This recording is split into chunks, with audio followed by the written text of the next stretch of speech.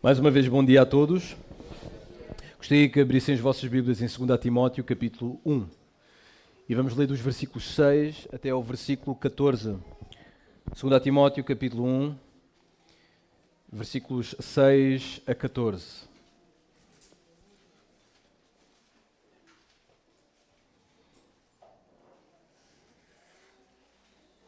Então, gostaria de convidar a todos aqueles que puderem colocarem-se de pé para procedermos à leitura da Palavra de Deus, 2 Timóteo, capítulo 1, versículo 6 até ao versículo 14. Diz o seguinte, a Palavra de Deus: por cujo motivo te lembro que despertes o dom de Deus que existe em ti pela imposição das minhas mãos.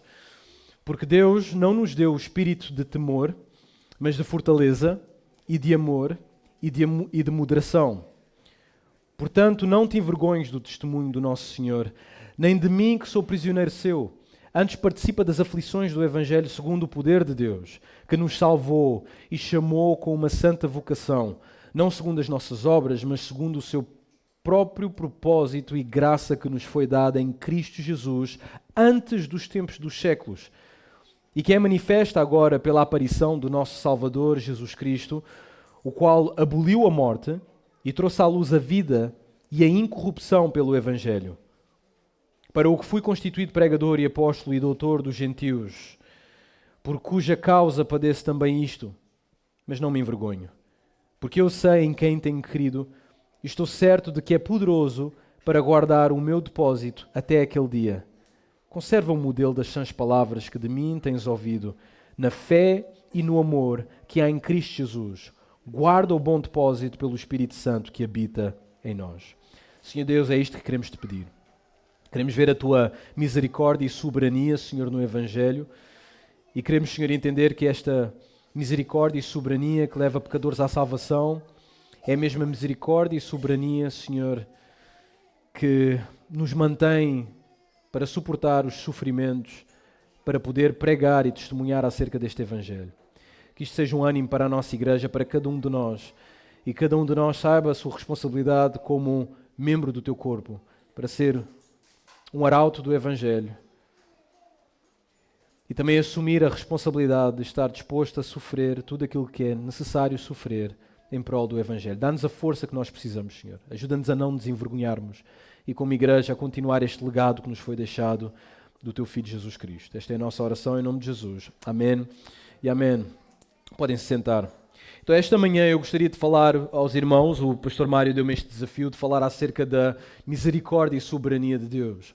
Agora, nós podíamos, se calhar, escolher outras passagens que falassem acerca da soberania e da misericórdia de Deus. Podíamos falar da misericórdia de Deus em Jonas, podíamos falar da soberania de Deus em Daniel ou Isaías, mas o meu objetivo é trazer para uma prática aquilo que são uma das doutrinas principais da pessoa de Deus, a misericórdia e a soberania de Deus. Agora, a minha intenção não é separar estes dois atributos de Deus, tanto a soberania como a misericórdia de Deus, mas sim reconhecer como duas doutrinas ou dois atributos de Deus que estão juntos. E podemos ver o culminar destas duas doutrinas, ou a união destes dois atributos de Deus no Evangelho. E é isso que o apóstolo Paulo ensina ao seu servo Timóteo. Então, enquanto pensamos nestas duas doutrinas da misericórdia e da soberania de Deus, convém termos um pouco a ideia daquilo que se passa nesta passagem que nós acabamos de ler e deste livro, e mesmo do apóstolo Paulo e do testemunho, do legado que o apóstolo Paulo deixa este servo Timóteo. Agora, a vida de Paulo é uma vida irónica, é uma vida irónica. O facto de ter sido um perseguidor violento da igreja primitiva para tornar-se o inimigo público número 1 dos opositores do Evangelho é de veras impressionante. O perseguidor passa a ser o perseguido. Aquele que trazia sofrimento àqueles que pregavam o Evangelho, acaba agora ele por sofrer por causa do Evangelho. O próprio Paulo descreve-se nestes termos. Ele escreve o seguinte em Gálatas: quanto à lei, fariseu; quanto ao zelo, perseguidor da igreja.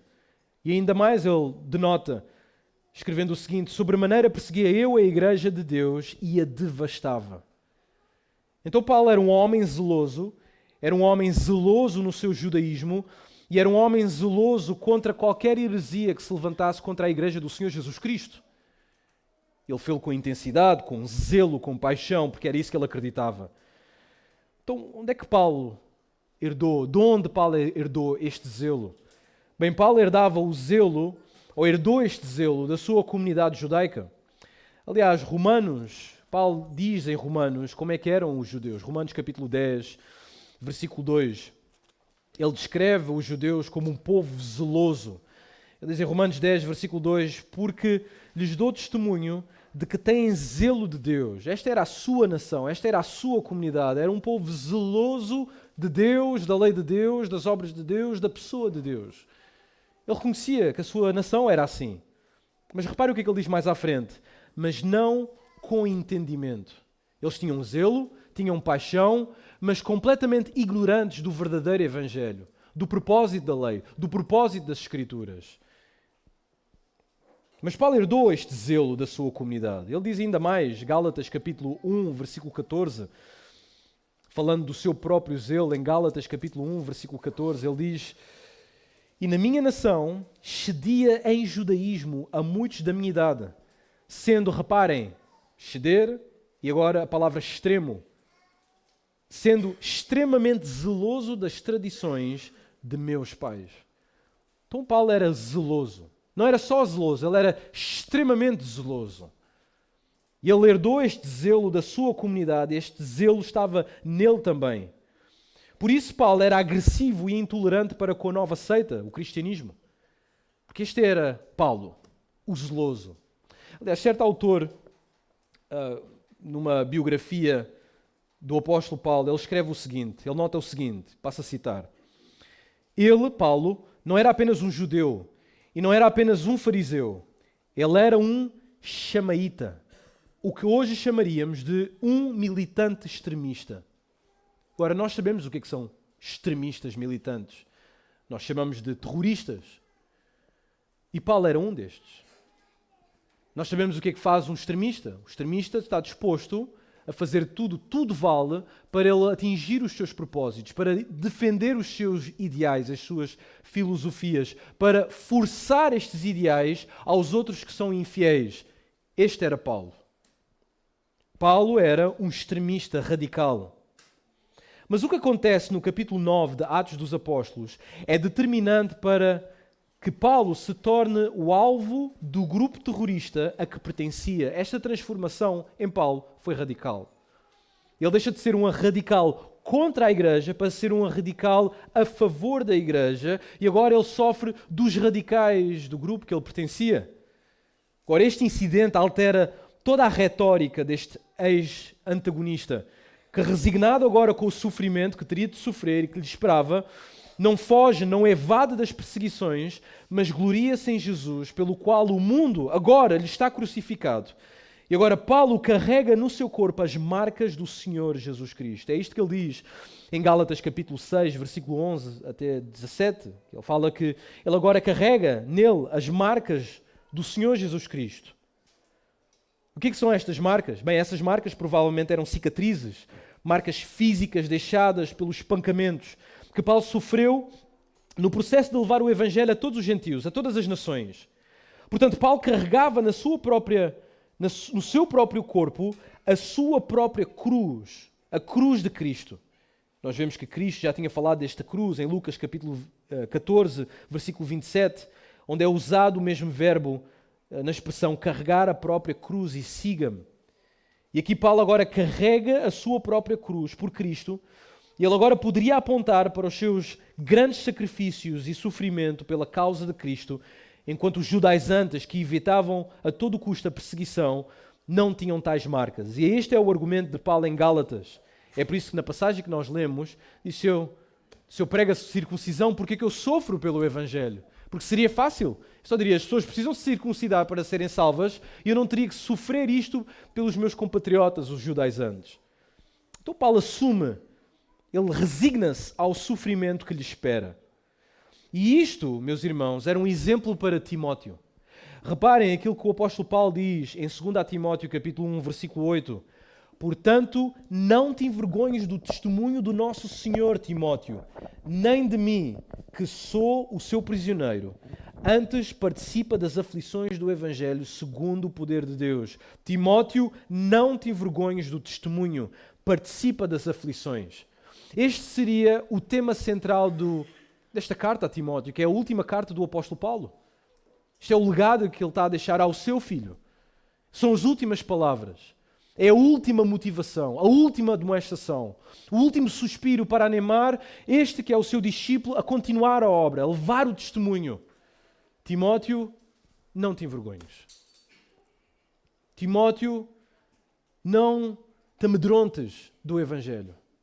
Participa nestas aflições que eu sofro também e que eu sofri. Então isto é um exemplo do que significa participar das aflições. O exemplo de Paulo é um exemplo vívido, tangível, a cores para Timóteo do que é sofrer pelo Evangelho.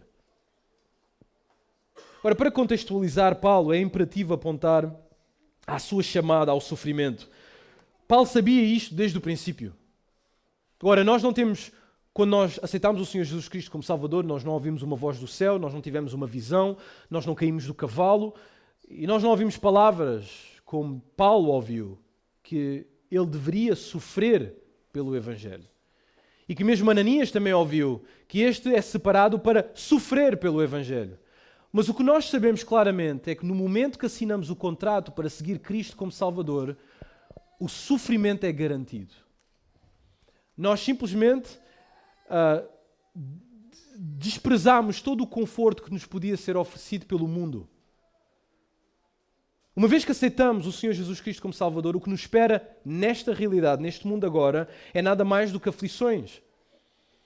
Uma vez que pregamos o Evangelho, se pregamos o Evangelho fielmente e chegamos à doutrina do pecado e falamos à pessoa, tu és pecadora e tens que ir para o inferno por causa do teu pecado, a conversa torna-se constrangedora e aí começa todo o processo de aflição. Porque o mundo não quer ouvir esta mensagem que não é terapêutica. Não motiva as pessoas para buscarem o melhor de si. O que nós estamos a dizer às pessoas é que elas são o pior que existe. Nós somos o pior que existe neste mundo, porque temos pecado. E a única pessoa que nos pode salvar é o Senhor Jesus Cristo, através da sua morte e através da sua ressurreição.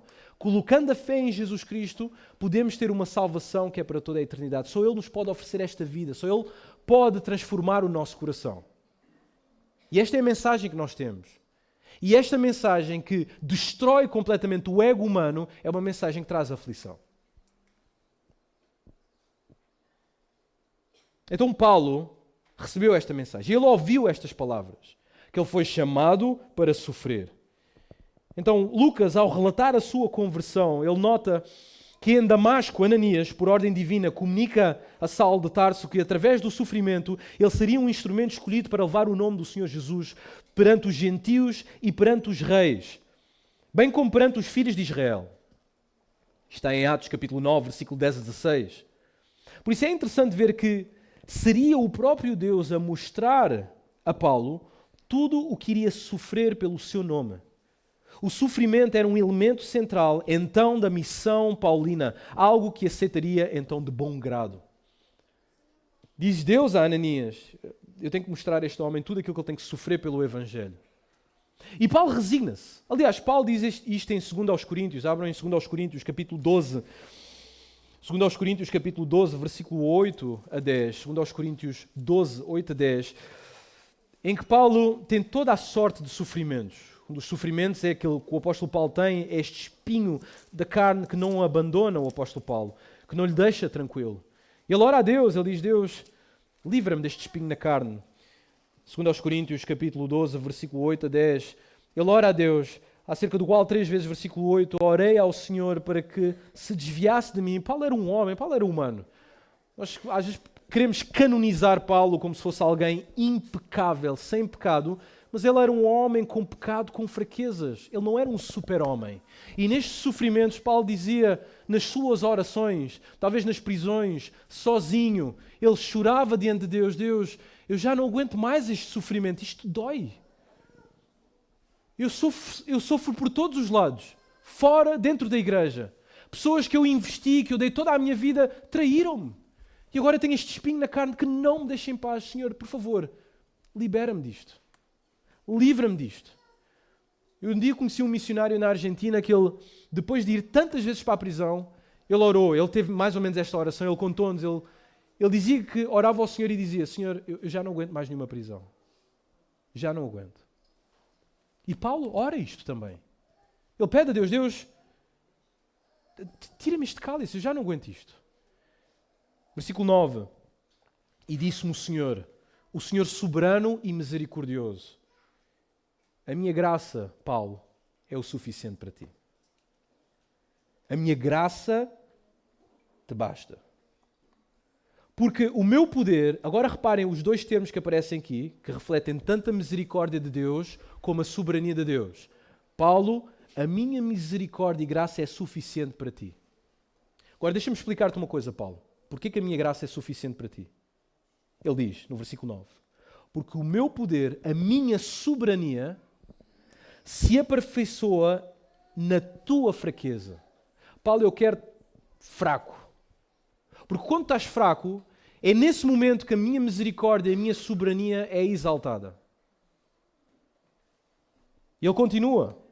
Diz: de boa vontade, então me gloriarei nas minhas fraquezas, para que em mim habite a soberania ou o poder de Cristo. Então Paulo entende isto. Ele resigna-se à sua situação, não para que ele seja conhecido, não para que ele receba a glória, mas para que Deus seja conhecido na sua soberania e na sua misericórdia. Diz-me uma coisa, tu não queres isto para a tua vida? Queres que as pessoas te conheçam pelo quê? Tão hábil que és tu em resolver os problemas? Ou queres que as pessoas te conheçam quando no meio do sofrimento elas olham para ti e dizem: eu vejo nesta pessoa a graça, a misericórdia e a soberania de Deus. Não há dúvida para mim. Então Paulo resignou-se ao sofrimento, resignou-se a toda a dor para que as pessoas vissem a soberania de Deus, a graça de Deus, a misericórdia de Deus. Então chegamos à nossa carta de Timóteo, 2 Timóteo, abrimos outra vez em 2 Timóteo. E Paulo escreve esta carta nomeadamente para animar este pastor. Ele diz estas palavras no versículo 1 e 2, na sua saudação: Paulo, apóstolo de Jesus Cristo, pela vontade de Deus, segundo a promessa da vida que está em Cristo Jesus. Isto são tremendas palavras. Eu sou apóstolo, Timóteo. Eu sou apóstolo não por causa da minha própria vontade. Eu sou apóstolo, eu fui escolhido para ser apóstolo por causa da vontade e determinação de Deus, soberania de Deus. Segundo a promessa da vida que está em Cristo Jesus. A Timóteo, meu amado filho. Agora lembrem-se, Timóteo já não tinha pai. E ele lembra mais uma vez no capítulo 2, tu, pois, meu filho. Timóteo não tinha pai. E eu louvo deste apóstolo que derramou toda a sua vida e todo o seu tempo a este jovem, que Timóteo, tu és o meu amado filho. Tu és o meu amado filho. Agora, isto é interessante, porque aquilo que Paulo vai usar para animar a Timóteo a permanecer, para enfrentar os desafios, para continuar firme, não se envergonhando do Evangelho, mas participando dos sofrimentos para benefício do Evangelho, é lembrando: Timóteo, tu és o meu filho amado. Existem palavras que nós podemos dizer como pais que podem transformar a vida de uma criança. Agora, eu como pastor desta igreja, por mais que eu pregue, por mais que eu discipulo, por mais que eu ensine, eu não vou ter tanto impacto na vida dos vossos filhos como vocês, pais. Não há hipótese. Vocês são o pastor mor da vida dos vossos filhos. Agora, este homem, Timóteo, não tem pai. Então Deus coloca este apóstolo para ser seu pai e diz: amado filho, graça, misericórdia da parte de Deus, Pai, e da de Cristo Jesus, Senhor nosso. E mais uma vez, só nesta saudação ele lembra a Timóteo da graça e misericórdia do Deus Pai e da sua soberania, quando ele menciona Cristo Jesus, o nosso Senhor. Deus é o nosso suzerano, é a nossa majestade, é o nosso rei. E ele lembra isto a Timóteo, porque era importante para o sofrimento que Timóteo estava a passar. Então, após a saudação, o apóstolo dá testemunho da herança piedosa onde Timóteo foi nutrido. Aparentemente, os seus familiares eram cristãos, é isso que ele vai dizer logo a seguir. E, posteriormente, Timóteo acabou por render-se ao Evangelho. Os pais eram cristãos, mas só depois é que Timóteo rende-se ao Evangelho. Então, Paulo traz estas memórias para recordar a Timóteo acerca do seu dom, dos benefícios que ele recebeu, não só da sua família, do seu relacionamento com Paulo, mas também do dom que ele recebe para o ministério. Vejam versículos 3 a 5. Dou graças a Deus a quem desde os antepassados sirvo com consciência pura, de que sem cessar faço memória de ti nas minhas orações noite e dia. Isto é fantástico, ouvir isto da parte do apóstolo Paulo. O apóstolo Paulo, provavelmente Timóteo não tinha ninguém que orasse por ele, mas tinha uma pessoa. É um grande benefício para as nossas vidas, pelo menos temos uma pessoa que se dedica noite e dia a orar por nós. Estes são os verdadeiros amigos. Aliás, Samuel, quando Deus já não quer nada com Saul, Samuel faz algo que é a marca de um verdadeiro amigo. Ele ora toda a noite por Saul. É impressionante. Ora, ele intercede por ele. Há uns anos atrás, e isto é de grande benefício, há uns anos atrás, quando eu andava na minha loucura e não queria saber, às vezes os pastores iam visitar a casa, simplesmente eu não queria saber. Até irritava-me ouvir os pastores quando iam lá à casa falar comigo. A minha mãe depois tinha aqueles surtos de exortação espiritual e aquilo cansava, aquilo irritava-me. Chegou um ponto na minha vida que as pessoas deixaram de falar comigo, até porque eu também nem queria ouvi-las.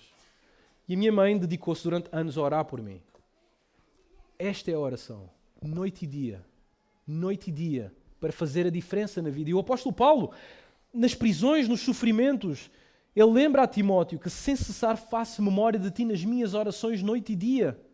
Aliás, Timóteo, tu és tão precioso para mim que eu, versículo 4, desejo muito ver-te, lembrando-me das tuas lágrimas, para encher-me de gozo. Ele lembra-se dos sofrimentos de Timóteo, dos momentos que eles fizeram aquelas viagens missionárias. Ele conhece a timidez de Timóteo. Ele sabia que muitos momentos de evangelismo Timóteo se sentia completamente limitado, completamente sem poder. E provavelmente chorava diante de Paulo. Paulo, como é que eu faço isto? Como é que eu faço o ministério? Eu tenho estas perseguições, eu tenho estas limitações.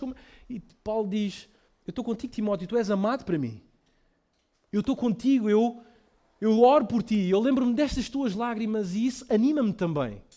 E provavelmente Paulo estava aí ajoelhado na prisão a chorar também, a orar pelo seu servo Timóteo. Enquanto escrevia esta carta, versículo 5, trazendo à memória a fé não fingida que há em ti, ou que em ti há, a qual habitou primeiro em tua avó Loide e em tua mãe Eunice, e estou certo de que também habita em ti. Tremendas palavras de ânimo para este servo Timóteo, para seu filho. Ele anima o filho. E provavelmente Timóteo estava desesperado neste momento no ministério a pensar, este desânimo não é normal. Esta tristeza, este medo que eu sinto, esta vergonha não é normal, provavelmente eu não sou salvo. Então aparece o pai e diz, em vez de vir com um pau, com um chicote em cima dele, com toda a ira, Timóteo, o que é que estás a fazer? Faz-te homem, meu. Deixa-te dessas coisas, isso é coisa de maricas. A sofrer, a chorar pelos cantos. Ele não, chega como pai, com toda a ternura e diz, olha Timóteo, a tua fé é genuína. Essa fé que tu tens, eu vi nos teus pais. Eu quero te animar, não duvides da fé que o Senhor colocou no teu coração para crer.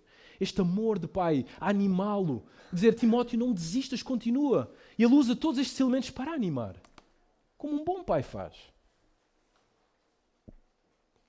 Então, os aspectos emocionais e nostálgicos de Paulo são notórios nesta introdução, onde aparecem estas expressões ansioso, transborda alegria, lembro de ti, lembrando pela recordação. E neste espírito, Paulo faz a admoestação, o ânimo a Timóteo. Vemos isto no versículo 6, por cujo motivo te lembro que despertes o dom de Deus que existe em ti pela imposição das minhas mãos. Além de lembrar, és meu amado filho Timóteo, além de lembrar de que ele ora por ele, além de lembrar da fé que estava na família dele, ele ainda diz a Timóteo, Timóteo, todos estes recursos para animar, olha, lembra-te, naquele momento quando foste consagrado a pastor, depois do concílio, que eu impus as minhas mãos sobre ti. Eu reconheci como apóstolo que tu eras o homem para o trabalho. Apesar da tua timidez, apesar das tuas limitações, quem faz a obra é o soberano e misericordioso Deus. Eu impus as mãos em ti, Timóteo. Lembra desse dom, desta chamada que foi colocada em ti. Não desanimes, Timóteo. Não te envergonhes do Evangelho. Então Paulo dá esta admoestação, este ânimo. Agora, chama-me a atenção a maneira como Paulo exerce também a autoridade sobre este jovem pastor. Agora, Paulo não era o pai biológico, porém recorda a Timóteo de avivar o dom que lhe sobreveio através da imposição das mãos. E de alguma maneira este ato está relacionado à capacitação para o ministério. Vamos falar um pouco mais à frente sobre esta imposição de mãos, é uma coisa estranha para nós, mas está envolvida com a capacitação do ministério. Paulo recorda acerca da recepção de tal dom, porquanto Deus deu-lhe o espírito de poder, de amor, de moderação e não de covardia. Portanto, era importante que Timóteo se lembrasse disso, especialmente por não querer que Timóteo se envergonhasse do seu testemunho e do testemunho de Cristo. Então, toda a argumentação que Paulo desenvolve aqui nesta carta, especialmente neste primeiro capítulo, é profunda e radicalmente centrada no Evangelho. Este vai ser mais um elemento motivador para Timóteo. Embora pareça que Paulo está a entrar em ramas teológicas que são irrelevantes para o assunto, para animar Timóteo, na verdade, uma leitura mais ponderada e profunda concluirá completamente o oposto. Por exemplo, os temas que aparecem no versículo 9, como a salvação e chamada. Versículo 9 ainda, a eterna determinação divina. Versículo 10, a obra de Cristo. Somente destacam a centralidade do Evangelho num homem que sofre pela obra, mas sem se envergonhar. No final deste capítulo, Paulo recorda de alguns que prejudicaram o seu ministério. Versículo 15. E outros que beneficiaram o seu ministério. E eu creio que o apóstolo Paulo faz isto para expor dois polos ao seu leitor, a Timóteo. E também demonstrar um exemplo de alguém que não se envergonha do Evangelho. É isto que Paulo diz dos versículos 15 até o versículo 18. Vejam comigo, 2 Timóteo, capítulo 1, 15 a 18. Diz, bem sabes isto, que os que estão na Ásia, Timóteo, todos se envergonharam e todos me abandonaram. Deixaram, entre os quais foram Figelo e Hermógenes. O Senhor conceda esta misericórdia, a misericórdia, porque Ele é um Deus misericordioso, à casa de Onesíforo. Porquê? Porque muitas vezes me recriou e não se envergonhou das minhas cadeias. Timóteo, queres um exemplo de alguém que não se envergonha? Aí está, Onesíforo. Não se envergonhou de mim. Antes, ele veio a Roma. Apesar de todos os perigos, ele veio a Roma. E com muito cuidado me procurou e me encontrou. O Senhor lhe conceda que naquele dia ache misericórdia diante do Senhor. E quanto me ajudou em Éfeso, melhor o sabes tu. Então Paulo coloca estes exemplos para animar a Timóteo a continuar, a lembrar-se da misericórdia e da soberania de Deus para continuar.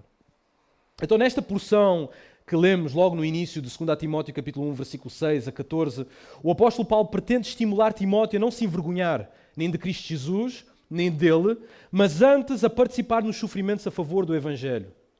Parece que para convencer Timóteo a respeito disto, Paulo acha necessário apelar a vários exemplos, como acabei de mencionar, a sua própria família, a família de Timóteo, versículo 5, o dom de Deus, versículo 6, a salvação e chamada de Deus, versículo 9, Cristo Jesus, versículo 10, o próprio Paulo, versículo 11 e 13, Onesíforo, versículo 16 a 18. Agora, não é esclarecido no próprio texto e no próprio livro o que estava a acontecer com o Timóteo, mas talvez seja seguro presumir que este homem estava a debater-se com o facto de Paulo estar na prisão. Versículo 8, vejam. Portanto, não te envergonhes do testemunho do nosso Senhor, nem de mim, que sou prisioneiro seu. E provavelmente Timóteo estava a sofrer com isto. Quer dizer, este é o seu discipulador, é o seu pastor. E os atacantes vinham fora e dentro da igreja e diziam, então, mas tu segues um homem que está na prisão, que está com problemas judiciais? Quer dizer, nós não chamaríamos uma pessoa como essa de criminoso. Tu segues a um criminoso, Timóteo. Imaginem alguém chegar aqui à igreja e os pastores estarem presos, Mário e eu, e alguém chegar, então vocês seguem estes pastores, vocês vêm domingo a domingo para ouvir as pregações de homens que estão na prisão, que têm problemas com as autoridades. Então Timóteo estava a ser testado a isto. Eu vou seguir um homem que está na prisão? Boa coisa ele não fez. E provavelmente esta era a pressão. Então a passagem, apesar disto, a passagem é uma invocação não à vergonha de Timóteo, mas ao estímulo de Timóteo para não sentir vergonha. Reparem o que é interessante aqui neste versículo 8. Que Timóteo entende que Paulo está na prisão. E Paulo diz a Timóteo, Timóteo, não tenhas vergonha de mim, que sou prisioneiro de Roma. Não. O que é interessante acerca da soberania de Deus aqui é que Paulo deixa claro a Timóteo, Timóteo, eu sou prisioneiro, sim, mas eu não sou prisioneiro de Roma. Eu sou prisioneiro de Deus. E aqui nós vemos a soberania de Deus sobre a vida de Paulo. Que Deus quer Paulo como prisioneiro. Paulo, tu agora, para abençoares o trabalho evangelístico, para que o evangelho tenha mais impacto, eu agora quero que tu sejas um prisioneiro. Estarás na prisão. Este será o teu papel agora. És o meu prisioneiro. Isto mostraria a Timóteo que tudo aquilo que estava acontecendo com o apóstolo Paulo era ato da soberania de Deus. E porquê que Deus quer agir soberanamente assim na vida do apóstolo Paulo? Muito bem. Excelente pergunta que fizeram agora. É para mostrar a sua misericórdia para que mais pessoas conheçam acerca do Evangelho. Mas para isso Paulo tinha que estar na prisão. Então toda esta passagem é uma invocação a Timóteo, centrada no Evangelho, rica em contrastes, é rica em argumentação, com o propósito de levar este jovem pastor a participar, manter e guardar o que lhe foi dado para benefício do Evangelho. Então chegamos à passagem, versículo 6. O apóstolo Paulo, depois de fazer esta apresentação, depois de animar a Timóteo, de lembrar do dom que está nele pela imposição de mãos, ele diz, por esta razão, pois te admoesto. Admoesto de quê? O que é que Paulo está a tentar fazer aqui? Esta admoestação significa ânimo. Por isso, Timóteo, eu animo-te. Não desanimes, Timóteo, eu animo-te. Continua com força. Esta é uma admoestação que também serve para a nossa igreja. A nossa igreja não pode desanimar. Não podemos dar ao luxo agora, nesta época, onde as coisas estão difíceis, onde o dinheiro está curto, onde há mais impostos, onde há mais imoralidade, onde estamos a plantar uma igreja, onde vamos ter maior perseguição. Não desanima. Agora não. Agora não. Por isso, Timóteo, pensa em todas as coisas que tu tens da parte de Deus, a família que tu tiveste, a educação que tu tiveste. O meu discipulado, Timóteo, não desanimes, Timóteo. Por esta razão, pois, eu te admoesto, eu animo, que reavives o dom que está em ti. E o que Paulo está a dizer a Timóteo, Timóteo, tu estás apagado, mas eu digo estas coisas para inflamares outra vez. Agora, eu gosto de fazer churrascos, nomeadamente comê-los, mas eu gosto de fazê-los também, especialmente aquela parte de fazer o fogo.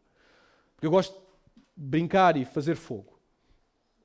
E naquele momento, quando nós estamos a preparar o fogareiro para fazer o churrasco, nós temos que criar todas as condições para que haja fogo. Colocar a sandália, colocar o carvão certo, ter aberturas no fogareiro para que entre ar, para que o fogo possa ser ateado, talvez colocar óleo, um bocadinho de gasolina, se for possível também. E atear o fogo. E criar essas condições para ativar o fogo. É isto que Paulo está a dizer a Timóteo. Por esta razão, eu animo-te que ateies o fogo. Atives o fogo. Ativar o fogo do dom que está em ti. E qual dom? Bem, o apóstolo Paulo diz, o dom de Deus. O dom de Deus. E o que é que tem esse dom de Deus? Ou quem é que tem esse dom de Deus? O apóstolo diz a Timóteo, Timóteo, este dom não está fora de ti, está em ti. O dom de Deus que há em ti pela imposição das minhas mãos. Então ele lembra a Timóteo, Timóteo, tu tens o dom. Tu tens a chamada de Deus, tu tens o Espírito de Deus em ti. Isto é uma chamada para todos nós aqui nesta igreja. Se tu és convertido em Cristo Jesus, se tu tens a salvação, logo tu tens o Espírito Santo. Se tu tens o Espírito Santo, logo tu tens um dom. Se tu tens o dom, tu tens a responsabilidade, a obrigação de conhecer esse dom e de colocá-lo em prática na igreja. Deixa-me colocar desta forma. Se nós não colocamos o nosso dom em prática na igreja, qual é a nossa utilidade na igreja? Encher cadeiras? Nós temos a responsabilidade de usar o nosso dom. O apóstolo Paulo está a dizer isto a Timóteo: Timóteo, tu recebeste o dom pela imposição de mãos, tu recebeste o ofício pastoral. Exerce-o, sem vergonha. Por isso esta igreja, a Igreja Batista do Miratejo, cada irmão é responsável por reconhecer o seu dom. É necessário, é urgente, é fundamental. A edificação da igreja depende disso. Porque estes foram os meios que Deus escolheu. Não podemos negligenciar isto, de forma nenhuma. Porque se estamos a negligenciar isto, estamos a dizer ao mundo que nós nos envergonhamos do Evangelho do Senhor Jesus Cristo. E que temos um temor crónico nos nossos corações. Precisamos de saber qual é que é o nosso dom. Então ele diz a Timóteo: por esta razão te admoesto que reavives o dom de Deus que há em ti pela imposição das minhas mãos. Porquê, Timóteo? Talvez Timóteo pergunte porquê. Porque Paulo, isto está difícil, Paulo. Ele diz, versículo 7, porque Deus não nos tem dado um espírito de timidez. Um espírito, algumas traduções têm, de covardia. E este é o contraste que o apóstolo Paulo vai fazer entre o versículo 7 e o versículo 8. Timóteo, o espírito que tens em ti não é de covardia. Qualquer temor que tu tenhas, qualquer inibição que tu tenhas, não é natural do espírito que está em ti. Alguma coisa está errada, Timóteo. Porque o espírito que tu recebeste é um espírito de poder, é um espírito que não te permite ter este tipo de covardia, Timóteo. Todo o depósito, todas as riquezas já estão no teu banco. Deus já colocou pelo Espírito Santo. Precisas de levantar o cheque.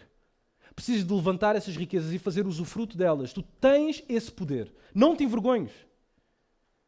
Porque Deus não nos tem dado o espírito de covardia, Timóteo. Mas pelo contrário, Ele deu-nos um espírito de poder, um espírito de amor e um espírito de moderação. Mas Paulo, eu não consigo ter poder para fazer o ministério. Eu sinto-me fraco, eu sinto-me limitado, eu não consigo, eu sinto completamente inútil. Não, Timóteo. Dentro de ti, tu tens o espírito de poder. Eu não te estou a pedir para que uses o teu poder das tuas capacidades, eu estou a pedir para que tu uses o poder do espírito que está em ti. Mas Paulo, eu não consigo sentir de todas estas perseguições, das pessoas que me ofendem, eu não consigo amá-las, eu não consigo perdoá-las, eu não consigo sentir amor pelos perdidos, pelo ministério, de toda esta pressão. Timóteo, tu tens um espírito que tem amor dentro de ti. Eu não estou a pedir que tu dês o teu amor natural da tua pessoa como homem, é o espírito que está em ti. Mas Paulo, eu não consigo ter moderação, eu perco o controle às vezes, as pessoas vêm falar comigo daquela forma, eu fecho-me, eu sinto medo, eu sinto-me tímido. Timóteo, o espírito que está em ti é um espírito de moderação, de controle, de domínio próprio. Por isso não há razão para covardia. Porque o espírito que está em ti dá-te tudo aquilo que tu necessitas. Por isso, versículo 8, não te envergonhes, portanto, do testemunho de nosso Senhor Jesus Cristo. Qual é este testemunho? Bem, o apóstolo Paulo diz em 1 Timóteo, capítulo 2, versículo 6, ele diz em 1 Timóteo, capítulo 2, versículo 6, o qual se deu, este Jesus Cristo, que traz este testemunho, foi aquele que se deu a si mesmo em preço de redenção por todos, para servir de testemunho a seu tempo. Jesus Cristo. O testemunho que o apóstolo Paulo está a falar aqui é do Evangelho. Ele diz a Timóteo, Timóteo, não te envergonhes, não sintas medo, não fujas, Timóteo, do testemunho do nosso Senhor Jesus Cristo. Não só do testemunho do Senhor Jesus Cristo, mas também o testemunho que eu prego, como prisioneiro seu. Porque o testemunho que foi criado por Jesus Cristo é o testemunho que o apóstolo Paulo prega.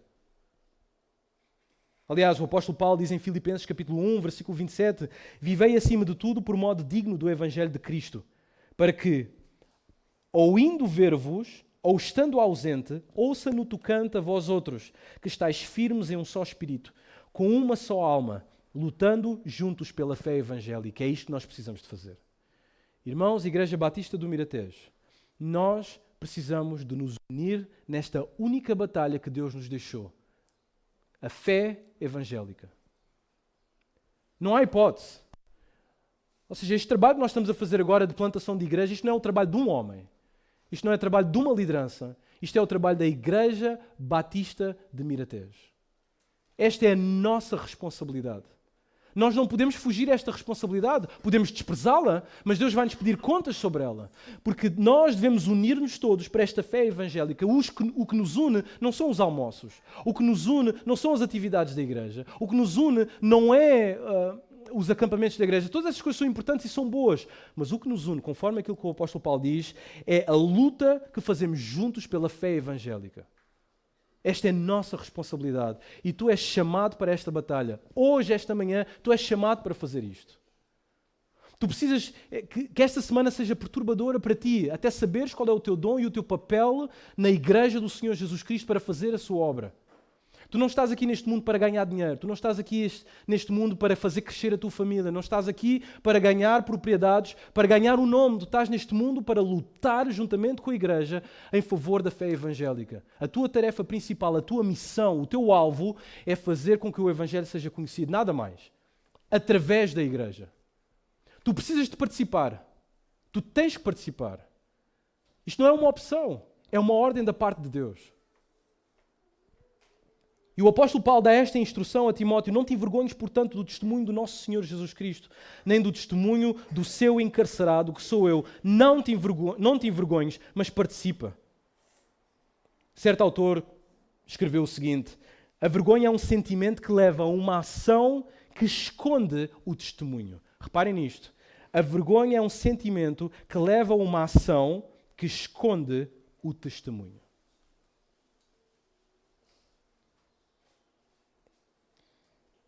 Então o apóstolo Paulo, no versículo 8, dá esta exortação a Timóteo: não te envergonhes.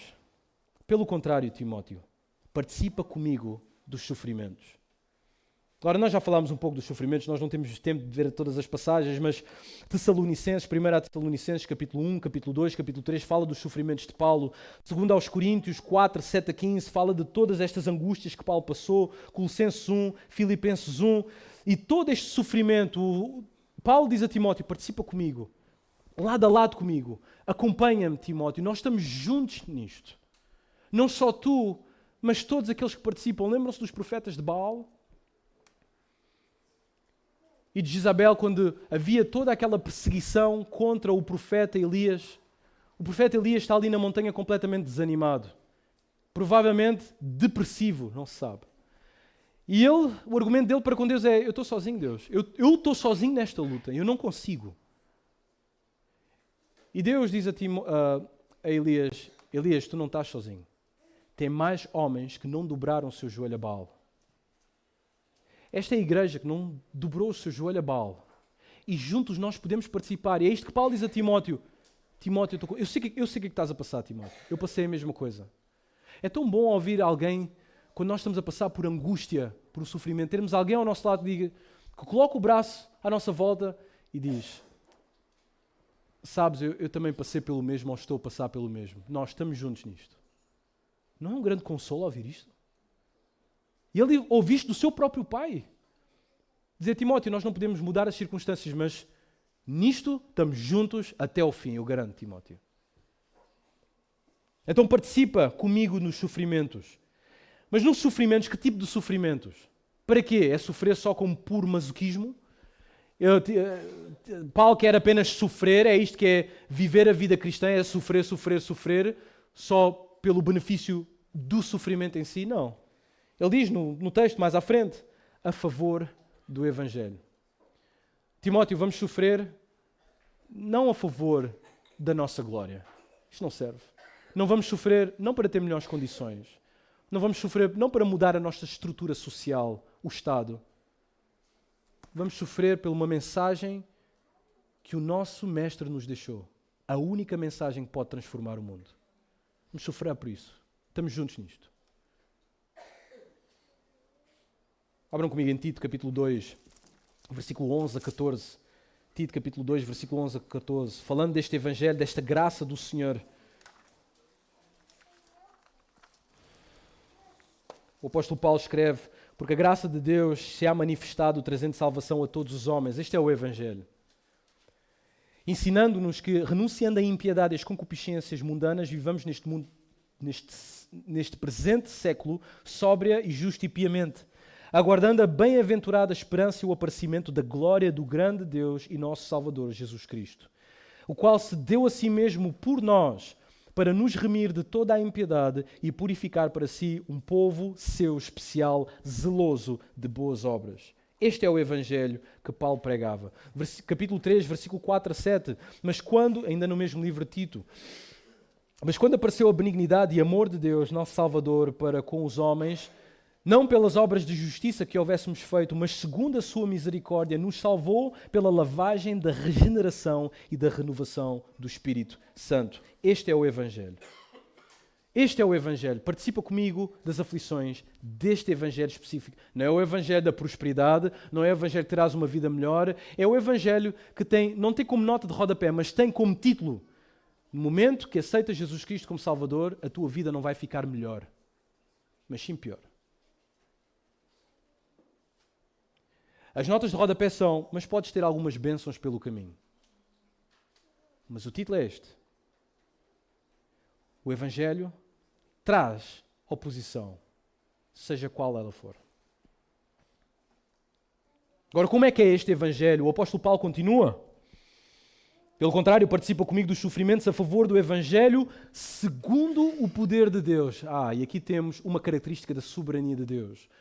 Existe um autor antigo, já falecido, ele escreveu um livro chamado A Soberania de Deus, o nome dele é Arthur Pink. Tive o privilégio de estar a ler um pouco esse livro esta semana. E ele define a soberania de Deus como a majestade de Deus. É o fato de Deus ser Deus. Soberania de Deus é a divindade de Deus. É Deus sozinho ser Deus e Deus é um Deus sozinho. Então, soberania de Deus é a realeza de Deus, é a grandeza de Deus. É o facto de Deus ser um ser que não é condicionado e controlado por nada. Ele faz tudo aquilo que quer sem pedir justificação a ninguém. Isto é a soberania de Deus. E quando aparece esta expressão na Bíblia, segundo o poder de Deus, certamente está a tratar da soberania de Deus. Ele está a dizer que o Evangelho é segundo o poder de Deus. O Evangelho é o poder de Deus. Vejam comigo Efésios capítulo 1, versículo 19 a 20, falando deste maravilhoso e grande poder de Deus. Efésios capítulo 1. O apóstolo Paulo, quando quer descrever este poder de Deus, ele diz que é o mesmo poder que fez algo ao Senhor Jesus Cristo. Efésios capítulo 1, versículo 19 e versículo 20, diz: E qual a sobreexcelente grandeza do seu poder sobre nós, os que cremos, segundo a operação da força do seu poder, que manifestou em Cristo, ressuscitando dentre os mortos e pondo à sua direita nos céus. Ora, quanto poder tu achas é necessário para ressuscitar alguém? Ao longo de décadas, anos e anos, eras e eras, o homem tem feito tudo para atenuar os efeitos da morte na humanidade. Tem criado tecnologia para isso, medicamentos para isto. Nós temos medo da morte. É como Hebreus diz, porque Satanás controla isto que é a morte, ele atemoriza aqueles que não têm Cristo Jesus com a morte. Porquê que o homem não consegue mudar esta realidade? Porque ele não tem poder para o fazer. É necessário grande poder e Jesus Cristo foi ressuscitado por Deus porque Deus tem poder. E o apóstolo diz que o mesmo poder que está na ressurreição de Cristo é o poder que está no Evangelho e na tua salvação. É o mesmo poder. É a mesma energia da parte de Deus. Então o Evangelho é o poder de Deus. É o poder de Deus. E Timóteo precisava de ouvir isto. Ele precisava de saber que o Evangelho é o poder de Deus. E que Deus é poderoso, que Deus é soberano. Aliás, no capítulo 2, versículo 1, ele diz a Timóteo: Tu, pois, meu filho, fortifica-te na graça que há em Cristo Jesus. Tu precisas de poder, Timóteo. Tu precisas de saber que Deus é soberano e que Ele é misericordioso ao mesmo tempo, para que estejas firme. Fortifica-te na graça do Senhor Jesus. Então Paulo agora, para a frente, vai explicar o que é o Evangelho. Ele diz que ele deve sofrer a favor do Evangelho segundo o poder de Deus, que nos salvou e que nos chamou. Agora, eu noto só a ordem aqui que é interessante, não é?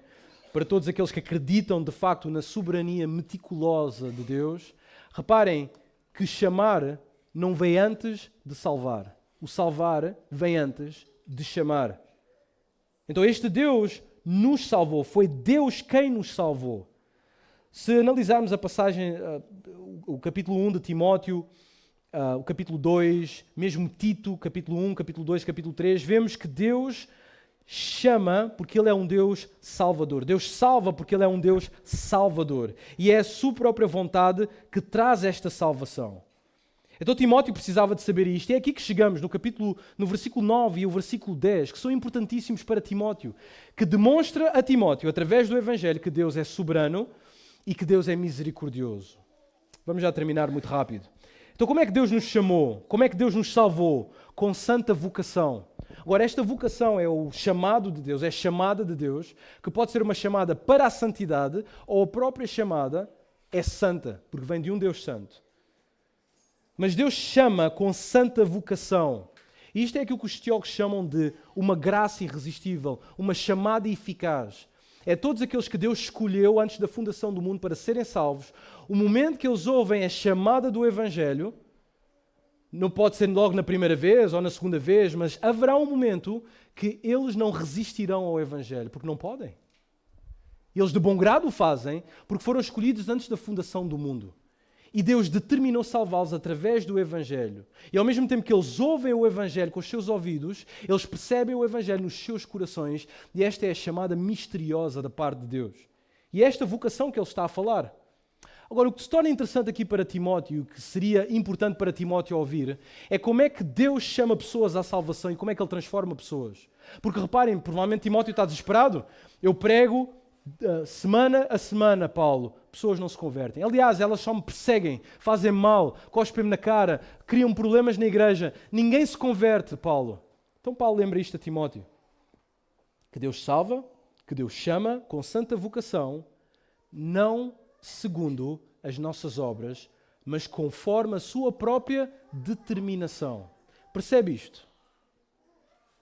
Todas as pessoas que são verdadeiramente salvas não foram salvas pelas suas obras. O que é que isto significa? Significa, se eu tivesse que ilustrar desta forma, é como se tu e eu fôssemos um jarro cheio de excremento e daquela água suja que às vezes fica no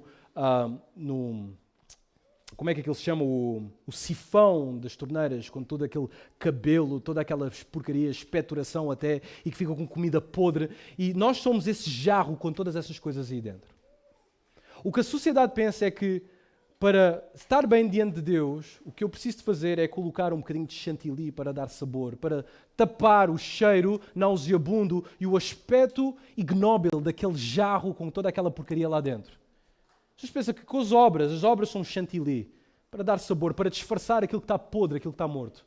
As pessoas ainda pensam que, bem, agora já mudei o sabor, agora deixa-me mudar o aroma. Então metem perfume naquele jarro, para disfarçar tudo aquilo que está de mal. Depois metem um autocolante belo, uma decoração, para mostrar que todas estas obras, para tapar aquilo que está dentro de mim. Bem, isto não é o Evangelho, isto é salvação por obras. Porque no fundo, o que é que continua ali? É toda aquela porcaria. E é aquilo que nós somos antes de Cristo. O que Deus determina e pede a toda a gente, destrói o jarro e faz outro jarro novo. Isto é a salvação. Por isso não é por obras. Deus tem que criar um jarro novo. E como é que isto acontece? Acontece pela tua própria determinação. Imagina que o senhor José está ali sentado naquele canto. E o amigo dele é o senhor João, que é convertido, que está ali. E o senhor João convidou o senhor José para vir à igreja, depois de pregar o Evangelho durante 3 anos. O senhor José nunca quis saber do Evangelho. De repente, o pastor Mário está a pregar e o senhor José ouve a mesma mensagem, ele baixa a sua cabeça e diz: eu entendo agora. Eu quero este Cristo como Salvador. Eu entendo que eu sou pecador. Eu quero ser salvo. Provavelmente o senhor João vai estar ali e vai dizer: quer dizer, depois de todo este tempo que eu andei, só agora? A pergunta é: isto foi a determinação do senhor José que levou à salvação? Foi o senhor José que agora começou a entender melhor a gramática? Juntou as pecinhas do puzzle? Bem, a passagem diz que a salvação e a chamada de Deus vem através da própria determinação de Deus. Não é a nossa determinação, é a determinação de Deus. E aqui Timóteo tinha que saber, em todo o sofrimento, em todas as pessoas que não queriam saber do Evangelho: Timóteo, ouve uma coisa. Não sofras por isto, porque a salvação destas pessoas em Éfeso depende da determinação de Deus. Não da tua, nem da deles. Isto traz um conforto. Então nós pregamos o Evangelho, quando nós fomos a vendas novas como igreja e tivemos que pregar um sábado, nós pregamos o Evangelho e depois vamos comer churrasco. Porque não está na nossa determinação salvar a pessoa, nós não conseguimos fazê-lo. Só Deus o pode fazer. E isto é uma demonstração da soberania de Deus. Não só a soberania de Deus vê-se no Evangelho, mas também a graça de Deus. Reparem, com santa vocação, versículo 9, não segundo as nossas obras, mas conforme a sua própria determinação e graça. Graça. A graça imerecida. Se existe doutrina que me impressiona mais e que me comove mais, é a doutrina da graça. Pensem por um momento. A graça. Todos nós estamos aqui nesta sala que dizemos que acreditamos no Senhor Jesus Cristo. Só há uma palavra que pode estar na nossa língua. Graça. Graça. Cada vez que eu lembro da minha miséria e lembro-me que o Senhor me salvou, isto só pode ser graça. Como é que nós explicamos isto? É que Deus não está só a dar uma coisa que nós não merecemos. Ele está a dar uma coisa que nós não merecemos e nós trabalhamos para não merecer. Nós ainda somos inimigos de Deus. Ele graça.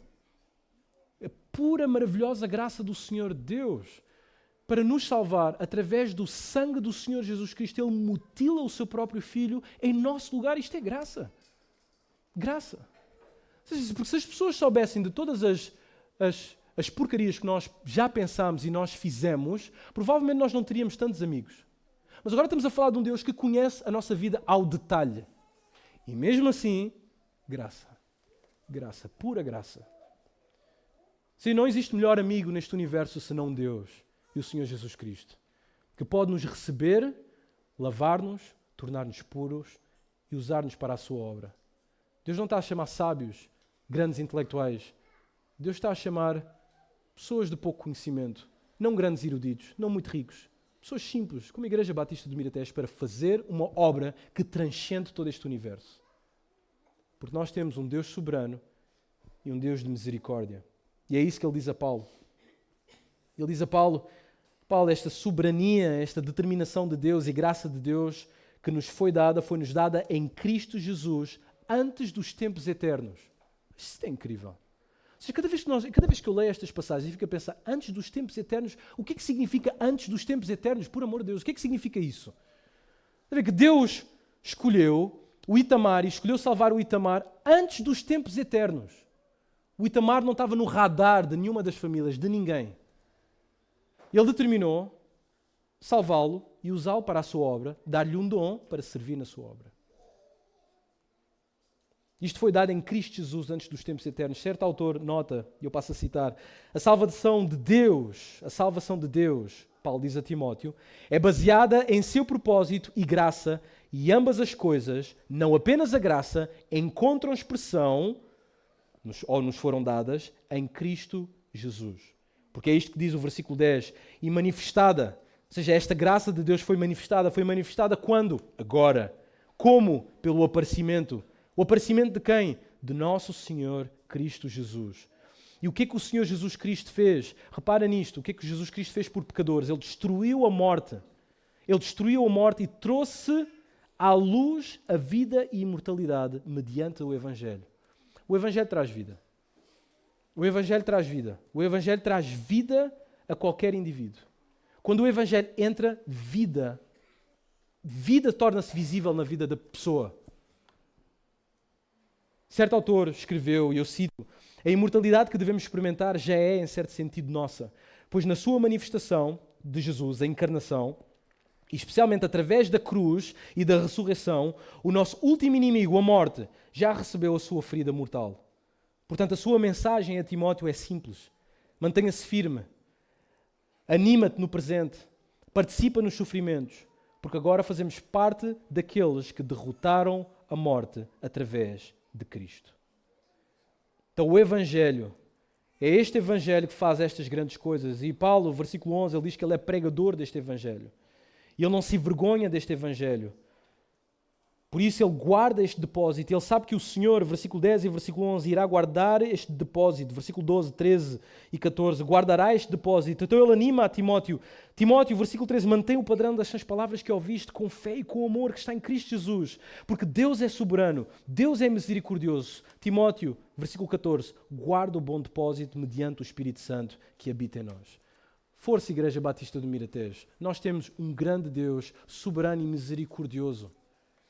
Se a morte vier, se o cancro vier, se o sofrimento vier, se a perseguição, se as pessoas falarem mal de nós, se as pessoas... E tem pessoas que dizem-nos, às vezes, eu vou acabar com o teu ministério. Em tudo isto, nós devemos olhar para a frente e dizer, não me envergonho. E vou participar das aflições. Por isso eu quero avivar o fogo da nossa igreja. Vamos participar. Nós temos tanta coisa que temos recebido da parte do Senhor. Vamos participar nesta obra que o Senhor nos deixou. Senhor Deus, obrigado pela tua maravilhosa palavra. Pedimos em nome de Jesus, Senhor, que o poder do teu Espírito Santo anime a tua igreja. Nos anima a todos a fazer a tua obra. Certamente, Senhor, eu sinto-me limitado a poder animar a tua igreja, às vezes até animar-me a mim mesmo. Por isso nós pedimos o poder do teu Espírito Santo para que tu nos ajudes a sair das garras do conforto, de estarmos obcecados pelos nossos bens. E ajuda-nos a dar tudo por tudo para o benefício do teu Evangelho. Pedimos isto, Senhor. Nada temos neste mundo, como diz o Salmo, mais precioso nos céus senão tu. Por isso ajuda-nos a sacrificar com fé. Ajuda-nos a encontrar o nosso dom para te servir. Senhor, eu peço em nome de Jesus para que uses esta igreja poderosamente para fazer a tua obra. Em nome de Jesus. Amém e amém.